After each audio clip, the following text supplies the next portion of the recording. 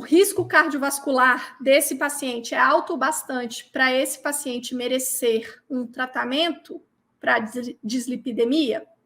Então, como é que a gente define o risco do paciente que está na nossa frente, né? Então, aqui está resumido como é que você define que um paciente diabético, aí vamos focar aqui no diabetes tipo 2, né?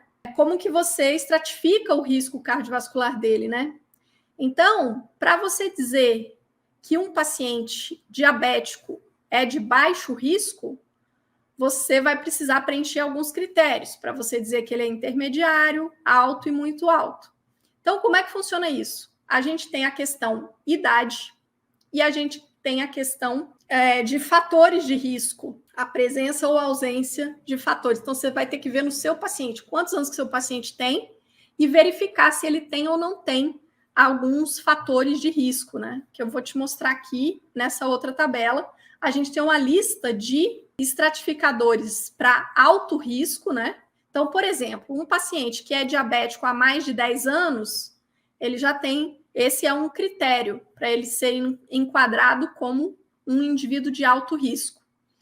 História familiar de doença arterial coronariana prematura, síndrome metabólica, né? A presença de síndrome metabólica, hipertensão, tabagismo, enfim, a gente tem aqui uma lista de critérios que vão definir o paciente como sendo de alto risco. Por outro lado, a gente tem também uma outra tabela que define os critérios para o paciente ser classificado como de muito alto risco, né? Então, o que seria aquele paciente com a presença de doença cardiovascular estabelecida, né? Que vai ser esse grupo aqui que a gente chama de prevenção secundária, e também os pacientes que são de prevenção primária, mas que têm, por exemplo, uma hipercolesterolemia grave, ou um paciente que já tem estratificadores renais, né, que ele já tem um comprometimento renal, ou um paciente que já tem retinopatia diabética, ou se ele tiver 3 ou mais estratificadores lá do alto risco, porque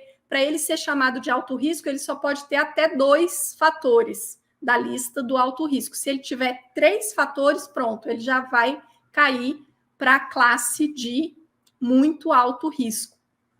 Então, para o paciente ser classificado como baixo risco ou risco intermediário cardiovascular, o que a gente vai olhar vai ser a idade. O paciente não pode ter nenhum fator de risco, no caso do diabetes, né? Ele só pode ser diabético. Mas ele não pode ter nenhum daqueles outros fatores, não pode ter diabetes há mais de 10 anos, não pode ser hipertenso, não pode ter doença cardiovascular estabelecida, tal, nenhum daqueles estratificadores lá. E aí, se ele for um homem com menos de 38 anos, ou se for uma mulher com menos de 46 anos, a gente vai chamar de baixo risco. Se ele for um homem entre 38 e 49 anos, ou uma mulher entre 46 e 56, vai ser risco intermediário. E aí, os pacientes que tiverem até 2 fatores de risco daquela lista, né, dos fatores para alto risco, ou os pacientes que tiverem idade superior a essas idades aqui, né, do intermediário, né? Então, só pelo fato de ser diabético e ter mais do que 50 anos no homem ou mais do que 56 anos na mulher, já é alto risco. Se tiver, ou independente da idade, se tiver 1 ou 2 estratificadores de risco, que são aqueles fatores da tabela que eu te mostrei, ele também vai ser enquadrado como alto risco.